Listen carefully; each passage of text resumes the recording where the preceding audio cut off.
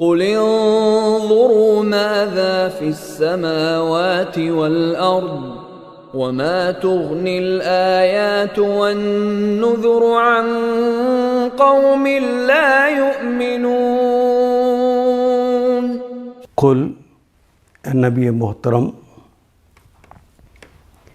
انظروا، اے نبی محترم کہہ دیجئے انظروا، نظرہ ینظروا، نظرہ اس نے دیکھا، ینظروا وہ دیکھتا ہے یا دیکھے گا، فعل امر ہے انظر دیکھو، اور واو الف تو جمع کی علامت لگ گئی۔ انظروا تم دیکھو، ماذا، ماذا کیا، 1.5 والا کلمہ بار بار آتا ہے، فی میں سماوات، سماوات سما کی جمع ہے، سماوات آسمانوں، اردو میں بھی استعمال کرتے ہیں، واو، اور الارض، ارض کا کلمہ بھی، واو کا کلمہ بھی اسی طرح اردو میں استعمال کرتے ہیں۔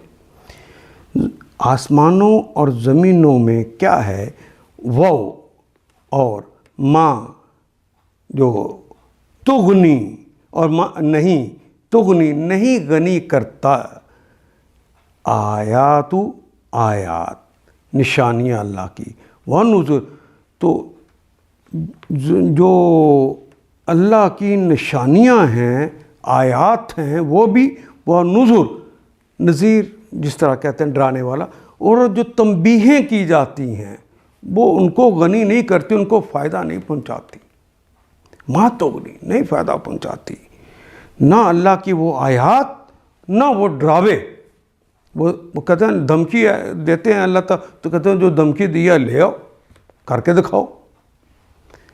ان قومن، ان سے قومن کسی قوم سے، لا یؤمنون جو ایمان نہیں لانے والی، جو ایمان نہیں لاتی، ان سے کہیے زمین اور آسمان میں جو کچھ ہے اسے آنکھیں کھول کے دیکھو۔ قل انظروا ماذا فی السماء، جو کچھ بھی ہے فی السماوات والارض، اس پر آنکھیں کھول کر دیکھو۔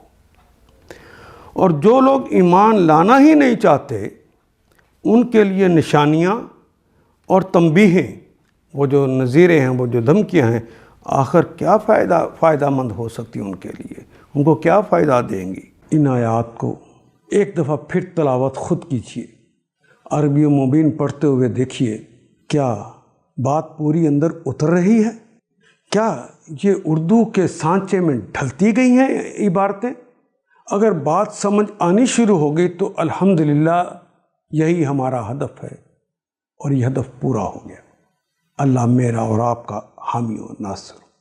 الف لام